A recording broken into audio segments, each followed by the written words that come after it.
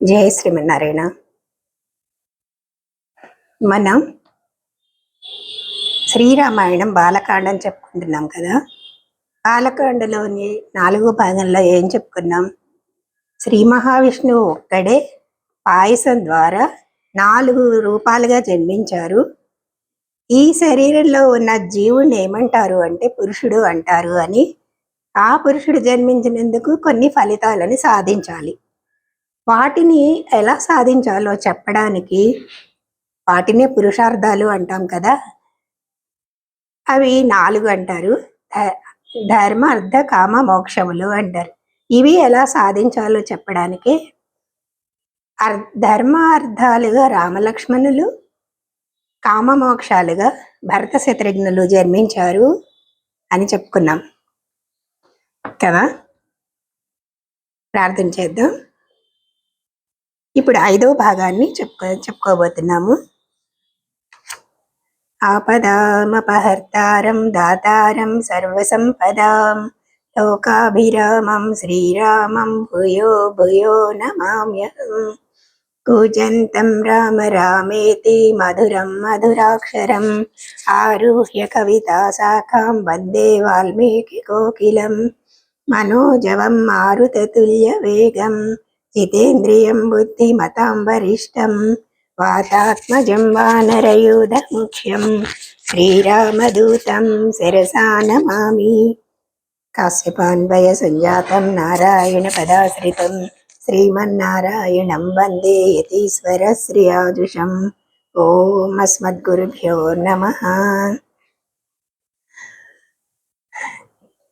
4 కుమారులను పొందిన దశరథుడు ఇంకా ఎంత ఆనందంగా పిల్లలతో చక్కగా పరమ ఆనందంగా ఉంటూ ఉన్నాడంట. వాళ్ళందరూ కూడా ఉత్తమ గుణాలనన్నీ పోగు చేసుకున్న వాళ్ళలాగా పెరుగుతున్నారనమాట. అలాగే తండ్రిని అనుసరించేవాళ్ళు. దశరథుడు వాళ్ళని చూసి పరమానందం పొందుతూ ఉండేవాడనమాట.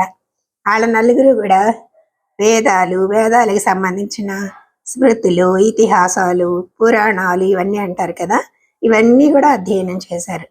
అలాగే ధనుర్వేదంలో కూడా తేరున్నారనమాట. ఇంకా విద్యాభ్యాసం అయితే అయిపోయింది. అప్పుడు తండ్రి అయిన దశరథుడు ఏం ఆలోచిస్తాడు?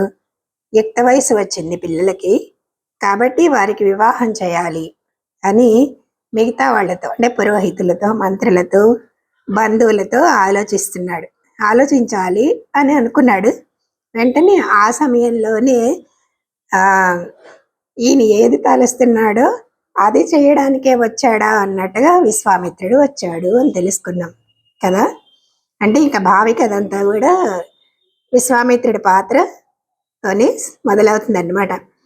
అలాగే దశరథుడు మంత్రులతో కలిసి కుమారుడి వివాహం గురించి ఆలోచిస్తూ ఉంటే ఈ మహాముని అయిన విశ్వామిత్రుడు వచ్చాడు. అతడు వచ్చి రాజదర్శనం చేసుకోవాలి అని చెప్పి ద్వారపాలకులతో చెప్తున్నాడు. ఏమని? నేను గాది కుమారుడు, కౌశికుడు వచ్చి ద్వారం వద్ద ఉన్నాడని వెళ్ళి మీ రాజుగారితో చెప్పండి అన్నాడు. విశ్వామిత్రుడు అంటేనే అందరికీ భయం. ఎందుకంటే ఆయనకి చాలా తీవ్రమైన క్రోధం ఉంటుందన్నమాట. అందుకే ఆ మాట వినంగానే ద్వారపాలకులు ఇంకా గబగబా భయపడుతూ రాజు దగ్గరికి పరుగు తీశారనమాట. రాజభవనంలో ప్రవేశించి దశరథుడికేమో విశ్వామిత్ర మహర్షి వచ్చినట్లుగా చెప్పారు. ఆ మాట వినంగానే పురోహితుడితో కలిసి వశిష్ఠుడితోనూ ఇంద్రుడు ఎలాగైతే బ్రహ్మని స్వాగతం చెప్తాడో అట్లాగే ఈయన కూడా విశ్వామిత్రుడిని స్వాగతం చెప్పాలి అనుకుని ఎదురొచ్చాడనమాట. విశ్వామిత్రుడిని చూసి దశరథుడే ఎంతో ఆనందం ఉన్న ముఖంతో పూజ చేయడానికంటే పూజార్థం ఉదకాన్ని సమర్పించాడు. శాస్త్రోక్తంగా ఆరాధించాడు. అంటే పాదపూజ చేస్తారు కదా. విశ్వామిత్రుడి పూజను స్వీకరించాడు. వెంటనే ఆయన కూడా మర్యాదగా రాజుని కుశలమా అని ప్రశ్నించాడు. మీరు ఇంకా రాజు కదా, రాజు అంటే రాజు ఒక ఫ్యామిలీని అడగరు కదా. అలాగే మీ పట్టణంలో ఉన్న ప్రజలు, మీ జనపదాలు, మీ కోశాగారం, బంధువులు, మిత్రులు అందరూ బాగున్నారా? అందరూ కుశలంగా ఉన్నారా అని ప్రశ్నించాడు. రాజా, నువ్వు శత్రువులందరినీ జయించావు కదా, సామంతులుగా చేసుకొని అందరినీ నీ వశంలో ఉన్నట్టు చేసుకున్నావా లేదా అని అడిగాడు. అలాగే ఏ దైవాలకి చేయాల్సిన యజ్ఞ కార్యాలు కానీ, అతిథి సత్కారాలు కానీ నియమం తప్పకుండా ఆచరిస్తున్నావా? ఒక రాజుని ఎలా ప్రశ్నించాలో అలా ప్రశ్నిస్తున్నాడు అనమాట. అని రాజుని కుశల ప్రశ్నలు వేశాడనమాట. వశిష్ఠుడిని కూడా కుశలం అడిగాడు. అందరు ఋషులు, ఇంకా ఋషులందరూ అక్కడ ఉంటారు కదా, వాళ్ళని కూడా కుశలం అడిగాడు అనమాట. అందరూ కలిసి రాజభవనంలోకి ప్రవేశించారు. వారి వారి అర్హతలను తగినట్టుగా, అంటే వారి అర్హతలు ఎవరు ఎక్కడ కూర్చోవాలో వాళ్ళ ఆసనాల్లో కూర్చున్నారు. ఇక రాజు మహాముని అని విశ్వామిత్రుడితో ఇలా చెప్తున్నాడు. మహాముని, మీరు రావడానికి వర్షం లేని చోట నీరు పడినట్లుగా, అలాగే పోయిన ధనం లభించినట్టుగా ఎంతో ఆనందంగా ఉంది మీరు రావడం. అంటే ఏం పని మీద వచ్చారు? మీకు స్వాగతం అని చెప్పి మీ కోరిక ఏదన్నా ఉంటే నేను నెరవేర్చగలను చెప్పండి అన్నాడు. మా అదృష్టవశాత్తు మీరు మా దగ్గరికి వచ్చారు, సో నా జన్మ ధన్యమైపోయింది. మిమ్మల్ని ఇంతకుముందు రాజర్షి అనేవాళ్ళు కదా, మీరు తపస్సు చేసి నేడు బ్రహ్మర్షి అయ్యారు కదా, ఇది నాకు అందుకని మీరు మిమ్మల్ని గౌరవింపదగిన వాళ్ళు, అంటే ఇంకా ఎక్కువ పూజింపదగిన వాళ్ళు అనమాట. ఇది ఆశ్చర్యమైన సన్నివేశం అన్నారు. అంటే మీ రాక నాకు అసలు చాలా పవిత్రమైన సంఘటన ఇది. మీ దర్శనం వల్ల నేను ఇప్పుడు అయోధ్య అంటే పుణ్యక్షేత్రమే, కానీ దశరథుడు అన్నాడు పుణ్యక్షేత్రంలో ఉన్నట్టుగా భావించుకుంటున్నాను అన్నారు. అంటే సాక్షాత్ బ్రహ్మర్షి అయిన విశ్వామిత్రుడు ఉండేసరికి అదంతా పవిత్రమైన రాజ్యంగా భావిస్తున్నాడు అనమాట. అప్పుడు మీరు వచ్చిన పని ఏంటో చెప్పండి, దానిని నెరవేర్చడానికి నేను సిద్ధంగా ఉన్నాను అని చెప్తాడు. అప్పుడు విని విశ్వామిత్రుడు కూడా ఆనందం పొందాడు అనమాట. ఇంకా చెప్తున్నాడు, నువ్వు చక్కగా ఎలా మాట్లాడావు, నీకే తగ్గుతాయి అంత చక్కగా మాట్లాడడం అనేది. ఇలా మళ్ళీ ఎవరు కూడా మాట్లాడలేరు. నువ్వు ఒక ఉన్నతమైన వంశంలో జన్మించావు కనుక వశిష్ఠులతో నువ్వు సిద్ధపడను, అంటే వశిష్ఠుడు నీ దగ్గర ఉన్నాడు కనుక నువ్వు ఇంత చక్కగా మాట్లాడగలిగావు. నేను ఏది కోరి వచ్చానో నేను నీకు చెప్తాను, నీవు ఆడిన మాట మాత్రం తప్పకూడదు. నేను ఒక సిద్ధి కోసం యజ్ఞాన్ని స్వీకరించి ఉన్నానన్నమాట. ఆ దీక్షకి 2 రాక్షసుల విఘ్నాలను కల్పిస్తున్నారు. యజ్ఞం చాలా వరకు అయిపోయింది, సమాప్తి కాబోతూ ఉంటే మారీచుడు, సుబాహుడు అని పేర్లు గారు 2 రాక్షసులు దానికి విఘ్నాన్ని కలిగిస్తున్నారు. వాళ్ళు చాలా గొప్పవాళ్ళు, అంటే యుద్ధంలో నేర్పు ఉన్న వాళ్ళే. మాంసం, రక్తం వర్షంలాగా కురిపించి యజ్ఞ వేదికని భ్రష్టం చేస్తున్నారు. చాలా సార్లు సిద్ధపడ్డం, వారు ఆ యజ్ఞాన్ని పాడు చేయడం జరుగుతూనే ఉంది. అయితే ఇలా నేను ఇంకా నిరుత్సాహంతో ఆ ప్రదేశాన్ని వదిలి ఇక్కడికి వచ్చేసాను. ఈ సమయంలో మరి విశ్వామిత్రుడే శాపం ఇవ్వచ్చు కదా అంటే వాళ్ళకి శాపం ఇవ్వలేదు. ఎందుకంటే బ్రహ్మర్షి అయ్యాడు, ఎంతో కష్టపడి క్రోధాన్ని జయించి బ్రహ్మర్షి అయ్యాడు కదా. అందుకని నేను వాళ్ళ మీద కోపం తెచ్చుకొని శపించలేకుండా ఉన్నాను. వాళ్ళని చంపడానికి నీ కొడుకు తగినవాడు అని. ఏ కొడుకు అని చెప్తున్నాడు? జనపాల జుట్టుందే ఆయన, నీ కుమారుల్లో జ్యేష్ఠుడు రాముడు కావాలి నాకు అన్నాడు. అతడు బాలుడని అనుకుంటున్నామేమో, బాలుడు కాదు, నేను అతన్ని కాపాడగలను. అలాగే నా యజ్ఞానికి ఎవరైతే విఘ్నాన్ని కల్పిస్తున్నారో వాళ్ళని నశింపజేయగలడు అని చెప్పి అంతేకాదు, ఇది చేసినందుకు నేను ఆయనకి చాలా రకాలైన శ్రేయస్సులను కల్పిస్తాను అని చెప్పాడు. అతడు 3 లోకాల్లో కీర్తిని పొందుతాడు అని ముందంతా చెప్పట్లేదు, కానీ తాటక వధ, యజ్ఞ సంరక్షణ, అహల్య శాప విమోచనం, ధనుర్భంగం, సీతాపరిణయం ఇవన్నీ కూడా చేయగలడు అని తనకు తెలుసు అన్నమాట. ఇవన్నీ చేద్దామని ఆయనకైతే ప్లాన్ ఉంది. అలా చెప్పడం వల్లే అన్ని శ్రేయస్సులు నీ పిల్లవాడికి లభిస్తాయి అని చెప్పాడనమాట. అలాగే ఈ మారీ సుబాహులు రాముని వద్ద నిలబడడానికి కూడా సమర్థులు కారు.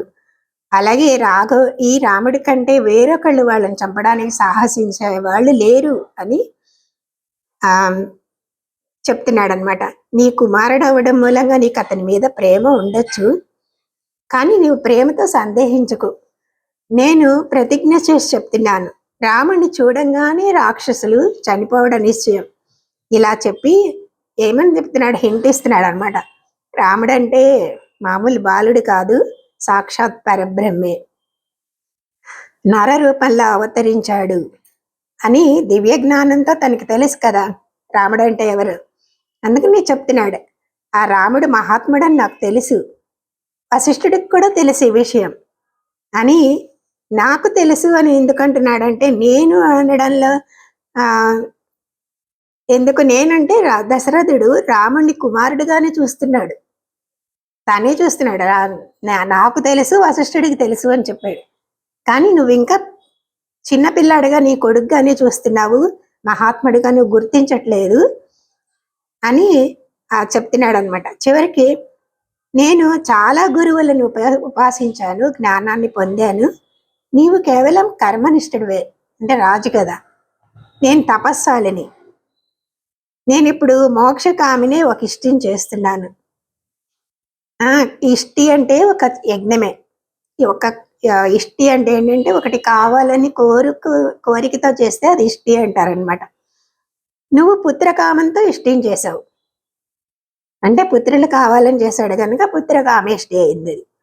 నాకు ఇప్పుడు ధర్మ మోక్షాలే ప్రధానాలు, నీవేమో అర్ధకామాలని ఆశించి చేశావు. అందుకని నీకు తెలియని రాముడి గొప్పదనని నాకు తెలుసు. రాముడు ఎవరు అంటే వేదాహమేతం పురుషం మహంతం అని చెప్పిన ఆ పరబ్రహ్మే శ్రీరాముడు. ఆ మంత్రంతో అని శృతిపాధ్యంగా ఉన్న రాముడు అని నాకు తెలుసు అని చెప్పాడనమాట. ఇవన్నీ చెప్పలేదు, నాకు తెలుసు రాముడు ఎటువంటి వాడు అని అనుకున్నాడు. ఏంటి, శృతులన్నీ ఎవరిని ప్రతిపాదిస్తాయో భగవంతుడని, ఆ పరతత్వమే రాముడు అని నీకు తెలుసు అనమాట. అందుకని మనకి ఆయన పరాత్పరుడే, మనకి సులభంగా రాముడు దిగి వచ్చాడు మన కోసం అని చెప్తూ, అతడెవరు, ఆత్మలన్నిటికీ ఆత్మ అయిన మహాత్ముడు, పరమాత్మ అంటాం కదా. అలాగే అతడు మనతో సమానమైన దేహాన్ని పొంది ఉన్నాడు. కానీ ఈ దేహం ఏంటి, మనలాగా మన దేహం అయితే పంచభూతాలతో తయారైంది, కానీ ఆయన దేహం అయితే అప్రాకృతం, ఈ ప్రకృతితో తయారైన శరీరం కాదు ఆయనది. శరణు పొందిన వాళ్ళు అని చూడక, ఎవరి వలన ఆపద వచ్చిందో అని చూడక రక్షించే స్వభావం కలవాడు రాముడు. అందుకని అతని ఎప్పుడు కూడా అతని పరాక్రమం అనేది ఎప్పుడు ఒకలాగానే ఉంటుంది, శక్తి అనేది తగ్గదు. అంటే వయసులో చిన్నవాడు కనుక శక్తి తగ్గిపోతుంది, వయసును అనుసరించి అధికమవడం, వయసును అనుసరించి తగ్గిపోవడం ఉండదు. ఆయనకి ఎప్పుడు కూడా పరాక్రముడే. అందుకని ఈ లోకంలో పరలోకాన్ని కూడా స్వాధీనం చేసుకోగలిగినంత సమర్థత ఉంది ఆయనకి. అందుకని నరుడిగా ఉండి, జటాయువుకి నరుడిగా ఉన్నాడు కదా, జటాయువుకి ఏమని చెప్పాడు, గచ్చలోకాన్ అనుత్తమ అన్నాడంటే, అంటే మోక్షాన్ని ఇవ్వగలిగాడు.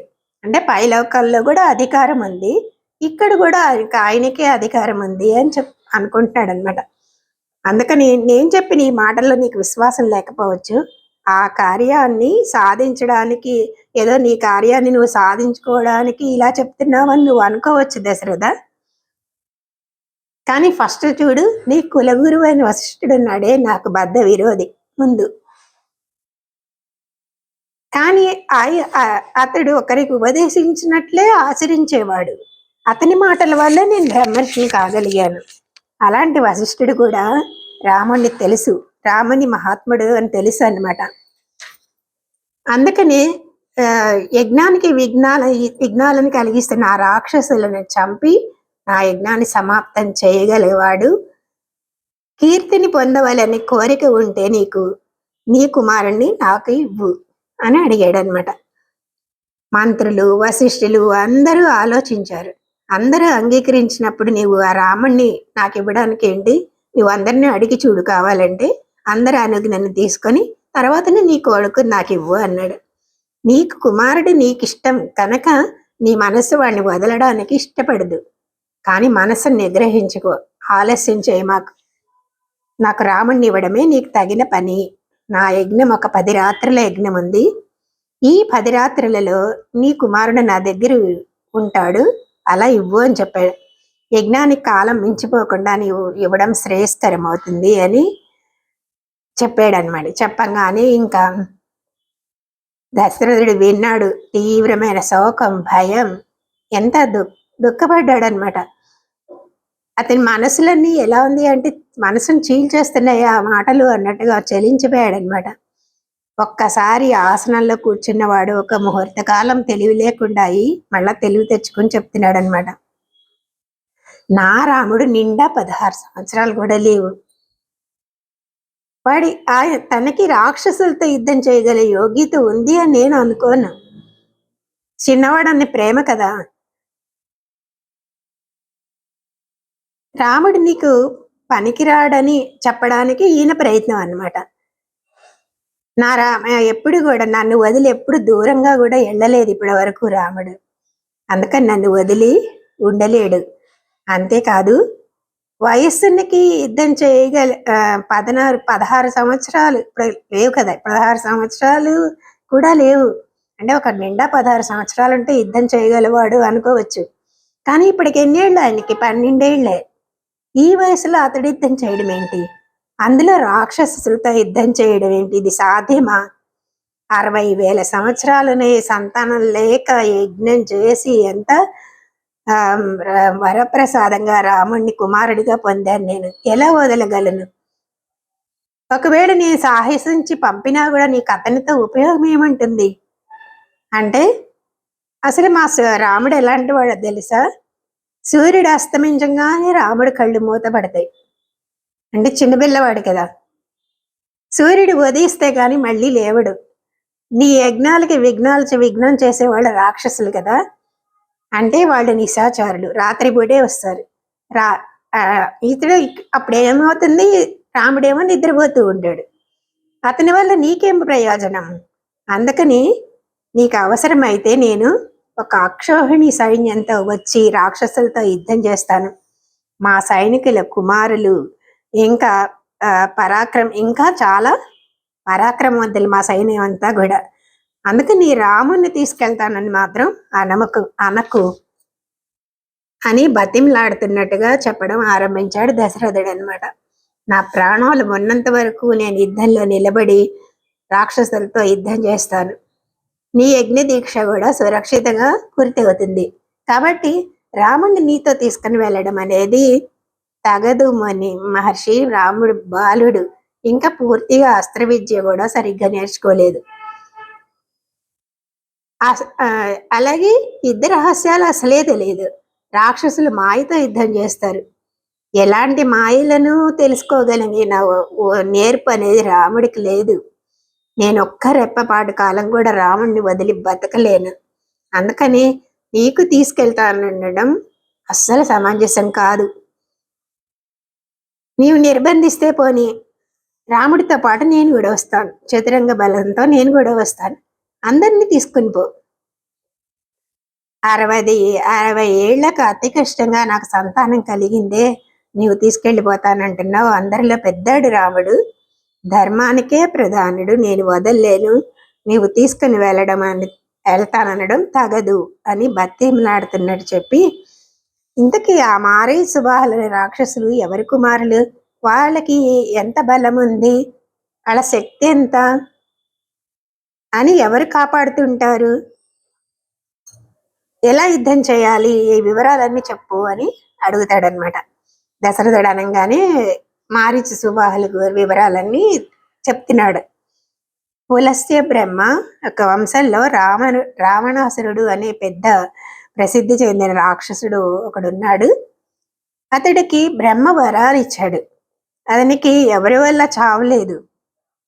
అనేక మంది రాక్షసులతో కూడి లోకాల్లో అందరినీ బాధిస్తున్నాడు. అతడు రాక్షసులకి రాజు, విశ్రవసుని కుమారుడు, సాక్షాత్తు ఎవరు, కుబేరుడి సోదరుడు. కానీ అతడు స్వయంగా యజ్ఞాన్ని విఘ్నం చేయడానికి రావడం లేదు. మారీచుడు, సుబాహుడు అనే ఇద్దరి మహాబలురైన ఈ రాక్షసులని ప్రేరణ చేసి నా యజ్ఞాన్ని విఘ్నం చేయడానికి పంపించాడు అని విశ్వామిత్రుడు చెప్పంగానే దశరథుడు, ఓ మహర్షి, నేను కూడా దుర్మార్గులతో యుద్ధం చేసి ఎదిరించలేనే. నా కుమారుడిపై దయ చూపండి. నేను దురదృష్టవంతుడిని, మీరు నాకు దైవం. గురువు రావణుని యుద్ధంలో దేవతలు గాని, గంధర్వులు గాని, యక్షులు గాని ఎవరు ఎదిరించగలేరే, ఇంకా మనుషులు ఎదిరించగలరని చెప్పాలా? అతనితో నేను నా సైన్యంతో నా కుమారులతో వచ్చినా కూడా యుద్ధం చేయజాలను. రాముడు దేవతలతో సమానుడు కావచ్చు కానీ యుద్ధాలు తెలియని వాడు, కాబట్టి ఎంత మాత్రం నేను ఇవ్వను అన్నాడు. ఇలా రాముని తీసుకున్నాను, మీరనడం కూడా తగదు అన్నాడు. ఇప్పుడు ఇవ్వను అని చెప్తున్నాడు. నువ్వు చెప్పిన మారీచ, సుబాహులు సుంద ఉపసుందరుడు కుమారులు. సుందుడి కొడుకేమో మారీచుడు, ఉపసుందని కొడుకేమో సుబాహు. వారు నీ యజ్ఞాలని విఘ్నం చేస్తున్నారు. వారితో యుద్ధం చేయడానికి ఇవ్వను, రాముణ్ణి అయితే పంపను. నీకు అవసరమైతే నేను నా మంత్రులతో సైన్యంతో వచ్చి మారీచుడు ఒక్కడితో యుద్ధం చేయగలను. ఇలా చెప్పంగానే ఇంకా విశ్వామిత్రుడికి కోపం వచ్చేసింది. ఆజ్యం పోసినట్టుగా విశ్వామిత్రుడి కోపాగ్ని బయలుదేరిందనమాట. రాజా, నాకు నువ్వేం చెప్పావు? నాకు కావాల్సింది నెరవేరుస్తానని ప్రతిజ్ఞ చేశావు. నీకు ఇది మర్యాద కాదు. ఎందుకు నువ్వు రఘువంశంలో పుట్టి మాటను తప్పుతావా?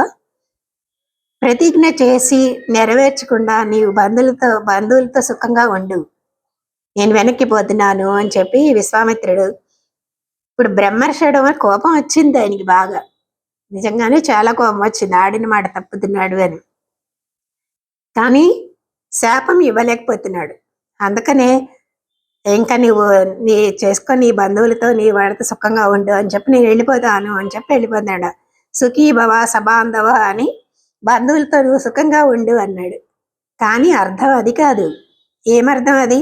నీ బంధువులతో నువ్వు కూడా నశిస్తావు అనవలసింది బ్రహ్మర్షి అయ్యాడు కనుక నిగ్రహించుకొని ఇలా చెప్పాడనమాట.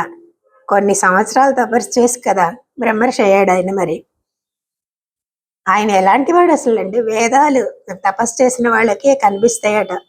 తీవ్రమైన తపస్సు చేశాడు కనుకే వేదాలను ప్రత్యక్షంగా చూశాడట ఆయన.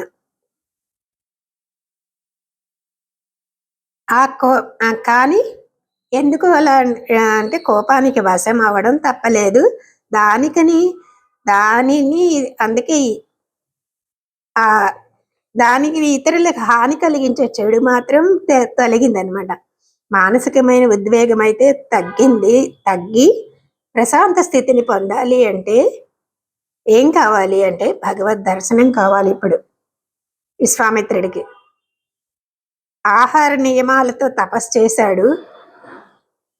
మనసు ఇంకొక విషయాల మీదకి పోకుండా నిగ్రహించుకోగలిగే శక్తి అయితే వచ్చింది.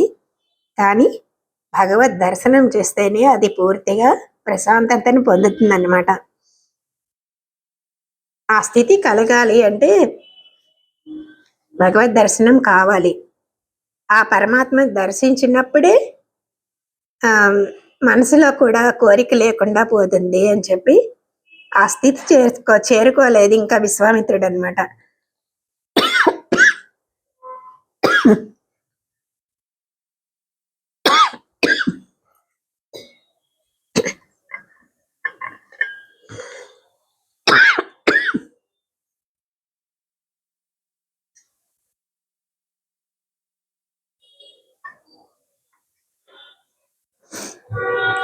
గురుగారు కొద్దిగా గోరువెచ్చని నీళ్ళు తాగండి గురుగారు. అదే తాగాను. రాముడి తనతో తీసుకువెళ్ళిన తర్వాత అప్పుడు విశ్వామిత్రుడు ప్రశాంత స్థితిని పొందగలడనమాట. దానిని మనం రాబోయే సీతారామ కళ్యాణ సందర్భంలో తెలుస్తుంది. అది విశ్వామిత్రుడి కోపం వచ్చింది. ఇంకా భూమి అంతా గడగడ వణికిపోయిందండి. దేవతలందరూ భయపడ్డారు. ఇంక వశిష్ఠుడు దశరథుడు వెంటనే దశరథుడితో ఇలా చెప్తున్నాడు, దశరథ, నువ్వు ఇక్ష్వాకు వంశంలో జన్మించావు. ఎటువంటి సన్నివేశంలో కూడా చలించని మనసు ఉండాలి నీకు. అందుకని నువ్వు ఈనాడు ధర్మం వదిలి అధర్మాన్ని స్వీకరించడం తగదు, ప్రతిజ్ఞ చేసి ఇవ్వనంటున్నావు. ఇది నీకు తగిన పని కాదు. నువ్వు చేసిన అశ్వమేధ యాగం, ధర్మ కార్యాలు అన్నీ కూడా నిష్ఫలమైపోతాయి. అందుకని రాముణ్ణి వదిలిపెట్టు. అస్త్ర విద్యలో నేర్పు ఉందా లేదా నీవు ఆలోచించక్కర్లేదు. కుశిక పుత్రుడు అంటే వీని కదా విశ్వామిత్రుడు, అతన్ని చక్కగా కాపాడుతాడు. రాక్షసులు ఏమీ చేయలేరు రాముణ్ణి. బుద్ధిలో ఇతన్ని మించిన వాళ్ళు లోకంలో లేరు విశ్వామిత్రుడి కన్నా. తపస్సునికి ఇంకా హద్దు అంటే చివరి హద్దు విశ్వామిత్రుడే అంటారనమాట. ఇది వీటన్నిటిని తెలుసుకున్న కాడు కానీ లోకంలో ఇలాంటి వాడు ఎవ్వరు లేరు. మనుషులే కాదు, దేవతలు, ఋషులు వీళ్ళందరూ కూడా ఇతడికి తెలిసినన్ని అస్త్ర విద్యలు వాళ్ళకి ఎవ్వరికి కూడా తెలియవు. ప్రజాపతుల్లో ఒకడు అంటే బృసాసుడు అంటారంట. అలాగే ఆయన కొన్ని అస్త్రాలను పొందాడండి. ఆ బృసాసుడు విశ్వామిత్రుడి రాజ్యాన్ని పాలిస్తున్నాడని ఆ అస్త్రాలన్నీ కూడా విశ్వామిత్రుడికి ఇచ్చేశాడు. ఇంకా దక్ష ప్రజాపతి పుత్రికలు వీళ్ళందరూ కూడా ఈ బృసాసుని భార్యలు అనమాట. వాళ్ళు ఈ అస్త్రాలని కూడా వాళ్ళు బృసాసుడి వలన 50 మంది కుమారులని అస్త్ర రూపాలుగా పుట్టారు వీళ్ళు. ఈ 50 మందిని బిడ్డలుగా పొందిన తర్వాత ఇంకొక సుప్రభ అనే ఇంకొక భార్య ఏమో, ఈ బృసాసుడికి ఇంకొక భార్య, ఆమెమో సంహారాలు అంటే ఈ అస్త్ర ప్రయోగాల తర్వాత సంహారాలు కూడా రావాలి కదా, అనగా ప్రయోగించిన అస్త్రాలని మరలింపగలిగినవి అనమాట. అందుకని అవన్నీ కూడా విశ్వామిత్రుడికి ఇచ్చేశారనమాట. కాబట్టి ఇవన్నీ కూడా విశ్వామిత్రుడు పరిపూర్ణంగా తెలుసు. ఇలాంటి విశ్వామిత్రుడు రాముణ్ణి పంపడంలో ఇవేమీ సందేహం అక్కర్లేదు. ఆ రాక్షసులు తనే స్వయంగా అసలు విశ్వామిత్రుడు చంపగలడు. కానీ నీ కుమారులకు మేలు చేయాలని నీ దగ్గరకు వచ్చి యాచించాడు. ఇలా ఇలా వశిష్ఠుడు చెప్పంగానే దశరథుడు మనస్సు అప్పుడు ప్రసన్నమైందనమాట. ఆనందం కలిగింది. ఒక్కసారి ఇవ్వడానికి నిశ్చయించుకున్నాడు. ఎందుకు అంటే విశ్వామిత్రుడు చాలా గొప్పవాడు, తనే అసలు వాళ్ళని చంపగలడు. కానీ ఆ పేరు నీ దగ్గరికి ఎందుకు వచ్చాడంటే నీ కుమారులకు మేలు చేయడానికి వచ్చాడు, అందుకనే యాచిస్తున్నాడు, పంపించు అని చెప్పగానే సరే అన్నాడు అనమాట. ఇంకా దశరథుడు లక్ష్మణుడితో రాముడి సభలోకి తెప్పించారు. అందరూ కూడా ఆశీస్సులు ఇచ్చారు. ఇంకా రాముణ్ణి విశ్వామిత్రుడికి ఇవ్వంగానే ఎలా ఉంది అంటే శుభసూచకంగా చక్కటి గాలి శరీరానికి తగినట్లుగా అందరికీ అంత సుఖంగా అనిపించిందంట. పుష్పవృష్టి కురిసిందంట. దేవతలు దుందుబులు శంఖాలని మోగించారు. ఎందుకంటే ఇంకా రావణ సంహారానికి నాంది పడుతుంది. విశ్వామిత్రుడితో ప్రయాణం అయ్యాడనమాట. విశ్వామిత్రుడు నడుస్తున్నాడు ముందు, తర్వాత రాముడు, తర్వాత లక్ష్మణుడు వస్తున్నారు. రాముడు చక్కగా, ఆయనకి జులపాల జుట్టు అంటారనమాట, ఆయనకి ఎక్కువ గిరజాల జుట్టు ఉందట. విల్లు పట్టుకుని నడుస్తుంటే రామలక్ష్మణులు ఇద్దరు కూడా 2 భుజాలకి అమ్మలు పొదలు కట్టుకొని ముందు విశ్వామిత్రుడు నడుస్తున్నాడు, రాముడు లక్ష్మణుడు అనమాట. ఎలా ఉన్నారు అంటే 3 తలలు ఉన్న 2 పాముల్లాగా, 2 పాములు అనుసరిస్తున్నాయా అన్నట్టుగా విశ్వామిత్రుడు వెంట నడుస్తున్నారు అనమాట. అలా 1.5 యోజనాలు నడిచారు. తర్వాత సరయూ నది తీరంలో విశ్వామిత్రుడు రామ అని పిలిచాడండి. విశ్వామిత్రుడు పిలిచిన రామ అన్న పిలుపుకి ఎంత మధురంగా ఉందన్నమాట. అప్పుడు వత్స, ఆశమనం చేయండి, ఆలస్యం చేయొద్దు, మీకు బల అతి బల అనే మంత్రాలని నేను నీకు ఉపదేశిస్తాను అని ఆ మంత్రాలు గ్రహిస్తే ఏమవుతుంది ఆ మంత్రాల వల్ల అంటే మీకు శ్రమ ఉండదు. ఎంత నడుస్తున్నారు కదా బాబాయిళ్ళు కొన్ని యోజనాల ద్వారా. శ్రమ ఉండదు, జ్వరం రాదు, మీ రూపంలో అలసట మార్పు రాదు. అంటే ఇంకా వడిలిపోతారు కదా ఎక్కువ శ్రమ పడితే. అందుకని రూపంలో మార్పు రాదు. నిద్రిస్తున్నా సరే, పరాకగా ఉన్నా సరే మీ రాక్షసులు మిమ్మల్ని ఏమీ చేయరు. ఈ విద్యలు నేర్చుకుంటే నీకు ఈ భూమి మీద ఈ పరాక్రమం, నీ భూమి మీద నీకన్నా మించిన వాళ్ళు ఎవరు ఉండరు అని చెప్పి ఇవి అతి బల అనే విద్యలు రెండు కూడా ఎలాంటివి అంటే అన్ని విద్యలకి తల్లు లాంటివంట. ఈ రెండిటిని మీరు ధరిస్తే గనక మీకు ఆకలి దప్పులు కూడా ఉండవు. ఆ రెండు విద్యలు నువ్వు పొంది లోపల స్మరణ చేసుకుంటూ ఉండు, నీకు సాటి లేని కీర్తి కలుగుతుంది అని ఈ విద్యలు చాలా శక్తి ఉన్నాయి. ఇవి బ్రహ్మగారి నుండి ఆవిర్భవించినవంట. నువ్వు ఈ విద్యలు నీకే తగినవి స్వీకరించడానికి అంది. అందుకని చెప్పగానే రాముడు ఆచమనం చేశాడు. తర్వాత ఆ విద్యలను రెండింటిని కూడా నేర్చుకున్నాడు అనమాట. ఆ రాత్రి ఇంకా గురువుకి సేవ చేసి సరియు తీరంలో విశ్వామిత్రుడితో కలిసి వాళ్ళిరువురు విశ్రాంతి తీసుకున్నారంట. రాముడికి ఇచ్చిన విద్యలు రాముడు ఏం చేశాడు? లక్ష్మణుడికి చెప్పలేదు విశ్వామిత్రుడు, కానీ రాముడు లక్ష్మణుడికి ఉపదేశించాడు. దశరథ చక్రవర్తి కుమారులు ఇద్దరు చాలా పాపం ఎంత చక్రవర్తి పిల్లలు కదా వాళ్ళు. సౌందర్య దర్భగడ్డి మీద ఏర్పరిచిన పాన్పు మీద పడుకున్నారండి వాళ్ళు. విశ్వామిత్రుడు పక్కనే కూర్చుండి వాళ్ళకి ఏవో మాటలు చెప్తున్నాడు.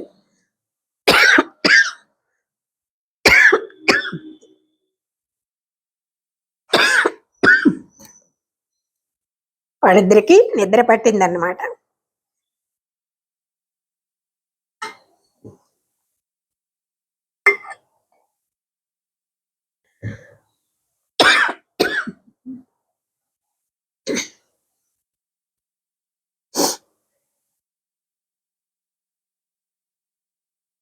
రాముడేమో మనకేం చెప్పడానికి వచ్చాడు? సామాన్య ధర్మాలు అంటే మానవుడు ఎలా ఆచరిస్తే మానవుడిగా సుఖపడతాడో చెప్పడానికి వచ్చాడు. కానీ లక్ష్మణ భరత శత్రుఘ్నులు ఏమో విశేష ధర్మాలని చూపిస్తారనమాట.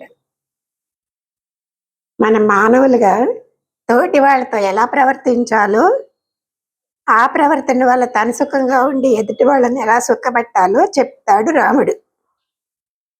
ఇది సామాన్య ధర్మం.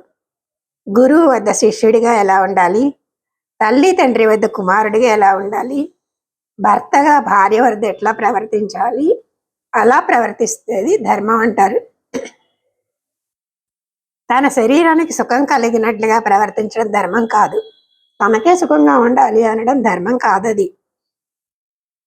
తనతో ఉన్నవాళ్ళు గురువైనా సరే, తల్లి తండ్రి సోదరులు మిత్రులు పెద్దలు అందరూ కూడా సుఖంగా ఉండాలి తనతో ఉన్నప్పుడు. అలా చేసి సమాజాన్ని ఆనందింపచేయాలి, అది ధర్మం అంటారు. ఇప్పుడు దీన్ని ఏమంటారు? గురువు దగ్గర శిష్య ధర్మం అంటారు. అలాగే తండ్రి దగ్గర పుత్రధర్మం, భాతృధర్మం, భర్త ధర్మం, స్త్రీ ధర్మం, అలాగే మిత్రధర్మం, శత్రుధర్మం అని వేరువేరుగా ధర్మాలను చెప్తారు. రాముడు తన జీవితాన్ని ఎలా ప్రారంభించాడు?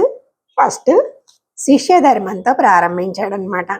శిష్యుడు గురువు వద్ద ఎట్లా ఉండాలి అని తను నడిచి చూపిస్తున్నాడు ఇప్పుడు.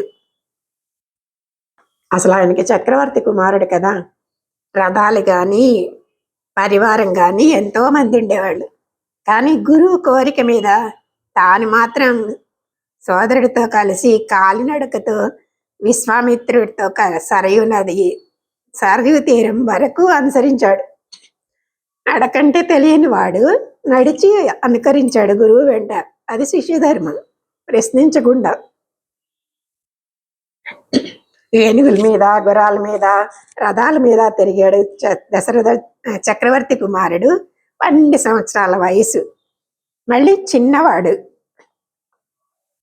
అసలు ఏ మాత్రం ప్రశ్నించకుండా గురువులు వెంట అనుసరించాడంట.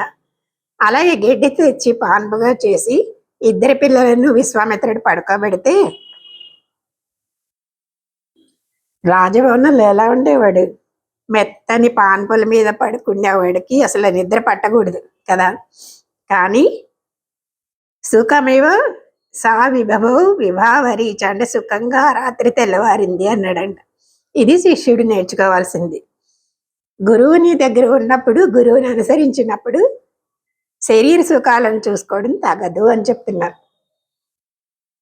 సేవ చేసేటప్పుడు కానీ, గురువు దగ్గర ఉన్నప్పుడు కానీ శరీర సుఖాలని చూసుకోకూడదని. అక్కడ ఏది ఉంటే అది తినాలి. ఎక్కడ పడుకోవాలనిపిస్తే, ఎక్కడ పడక ఏర్పాటు చేస్తే అక్కడ పడుకోవాలి. అదే తనకు అనుకూలంగా భావించాలన్నమాట. ఇద్దరి పిల్లలకి 2 పాన్పులు వేయలేదు, ఒకే పాన్పు వేశాడు విశ్వామిత్రుడు. ఒక పాన్పులో ఇద్దరు పడుకున్నారు. అంటే చిన్న పిల్లలు పడుకునేటప్పుడు ఏం చేస్తారు? ఒకళ్ళ మీద ఒకళ్ళ కాలు వేసుకుని పడుకుంటారు కదా,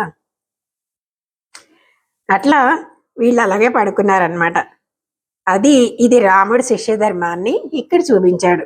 తెల్లారింది. విశ్వామిత్రుడు ముందుగా లేచి నది దగ్గరికి వెళ్ళి అనుష్ఠానం అది చేసుకొని సూర్యోపాసన చేసుకున్నాడు. ఆ తర్వాత పడుకున్న రాముణ్ణి చూశాడు. ఆయన సౌందర్యం ఎంతో చక్కగా ఉందన్నమాట.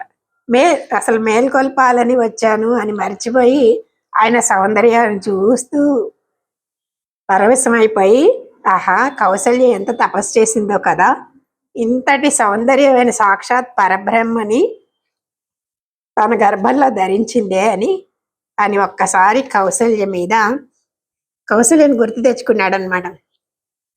ఎంత గొప్ప కుమారుని కన్న తల్లి కౌసల్య అని. కౌసల్య సుప్రజ అన్నాడంట. అంటే కౌసల్యకి పుట్టిన మంచి పుత్రుడు అని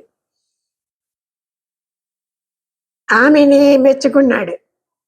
విశ్వామిత్రుడు గాయత్రి మంత్రాన్ని కూడా దర్శించిన వాడనమాట. అందుకని పొద్దున్నే సరయూ నదిలో గాయత్రి మంత్రాన్ని జపించి దానితో దైవాన్ని దర్శించి, అంటే సూర్యమండల అంతర్వర్తిగా ఉన్నవాడు నారాయణుడు అంటారు గాయత్రి మంత్రాన్ని అనుసరించి అన్నమాట. దాన్ని దర్శించి వచ్చాడు. గడ్డి పాన్పు మీదన రాముణ్ణి చూశాడు. ఆహా, అక్కడ సూర్యమండల అంతర్వర్తి అయిన నారాయణుడే లోకాన్ని ధర్మ మార్గంలో నడపడానికి నరుడిగా జన్మించాడు అని. నరుడిగా జన్మిస్తే కానీ మరి రావణుడు చనిపోడు అని కదా. అందుకే నరుడిగా వచ్చి కౌసల్య గర్భంలో ప్రవేశించాడు. నిజంగా ఆ తల్లి ఎంత ధన్యురాలో కదా. అంతటి పరితత్వం సులభంగా దిగి వచ్చింది. ఏమి సౌలభ్యం అని ఆ గుణాలకి మురిసిపోయి తల్లిని ముందుగా ప్రశంసించాడనమాట. ఇప్పుడు రాముణ్ణి మేల్కొలుపుతున్నాడు. కౌసల్య సుప్రజ రామ పూర్వ సంధ్య ప్రవర్తతే ఉత్తిష్ట నరసార్థూల కర్తవ్యం దైవం అహనికం అని. కౌసల్య మంచి కుమారుణ్ణి కన్న తల్లి అయితే, నీ రూపం ఇంత మనోహరమైన రూపం ఉన్న రామ తూర్పు వైపు ప్రొద్దు పొడుస్తుంది, దేవతా ప్రీతికరమైన సంధ్యావందనం ఇవన్నీ చేయాలి అని మేల్కొల్పాడు. ఇప్పుడు ఇలా ఆలయాల్లో ఏం చేస్తున్నారు? దేవతామూర్తులను లేపడానికి ఈ శ్లోకాన్ని పఠిస్తున్నారు కదా. అప్పుడు ఈ శ్లోకం అనేది విశ్వామిత్రుడు రాముణ్ణి మేలుకొల్పడానికి చెప్పిన సుప్రభాతం అన్నమాట. అంటే విశ్వామిత్రుడు సూర్యమండలంలో ఉన్నవాడే రాముడుగా దిగి వచ్చాడు అని గుర్తించాడు. అందుకనే ఈయన కూడా ఎవరు? రామదివాకరుడే అంటారు, సూర్యుడే. ఇతడు కూడా సూర్యుడు ఉదయించినట్లే ఇతను కూడా కన్నులు విప్పాలి అని ఆ చీకటిని తొలగించడానికి పగటిని సాధించడానికే పుట్టాడు.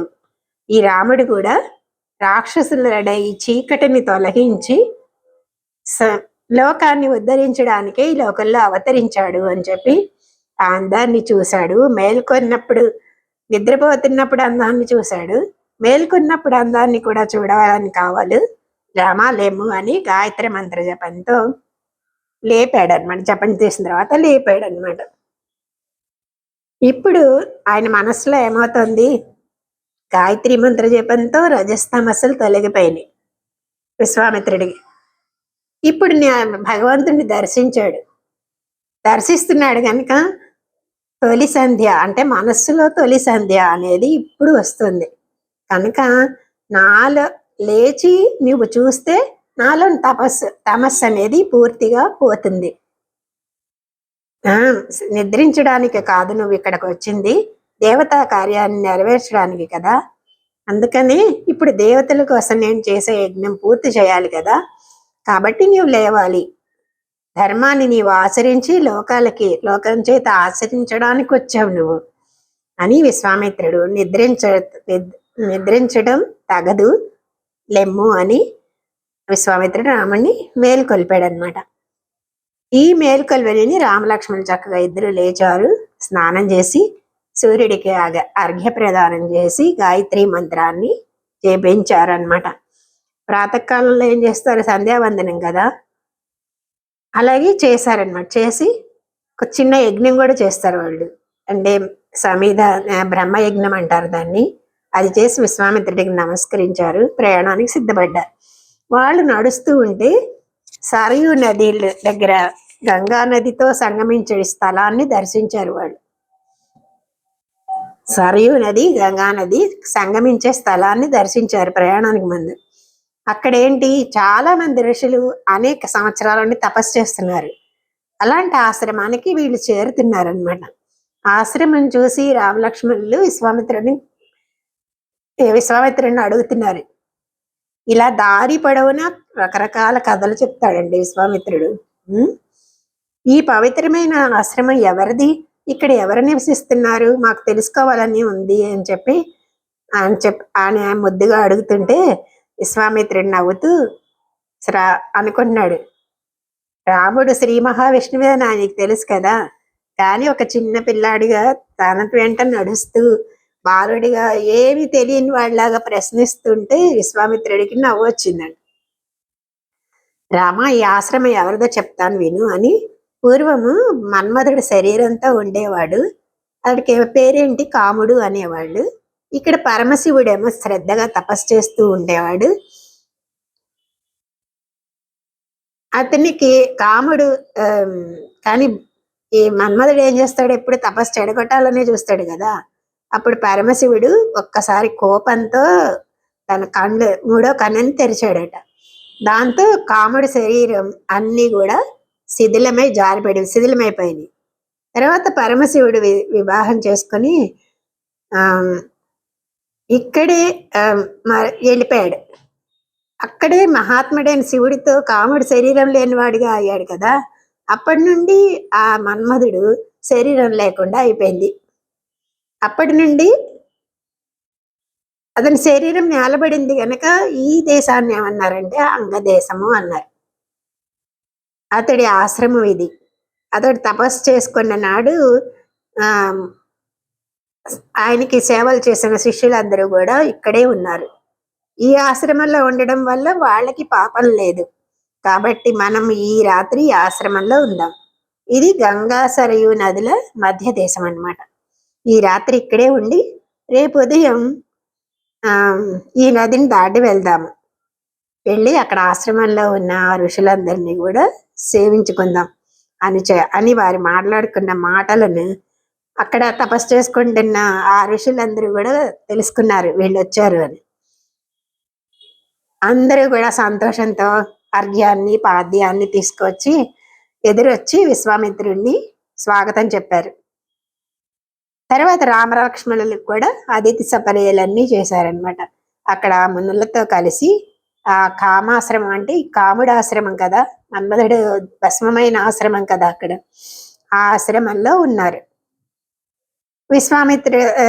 విశ్వామిత్రుడేమో ఎన్నో కథలు చెప్తూ వాళ్ళని పడుకోబెట్టాడు అనమాట రామలక్ష్మణులు. తెల్లారింది. రామలక్ష్మణులు విశ్వామిత్రుడితో కలిసి నదీ తీరానికి వెళ్ళారు. మునులందరూ కూడా ఒక నౌకను సిద్ధం చేశారు. ఆ నది దాటడానికి ఒక నౌకను సిద్ధం చేశారనమాట.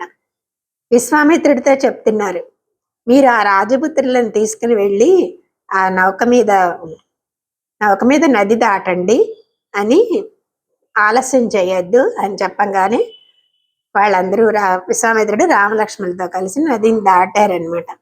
ఆ నది మధ్యలో పెద్ద ధ్వని వినిపిస్తోందట.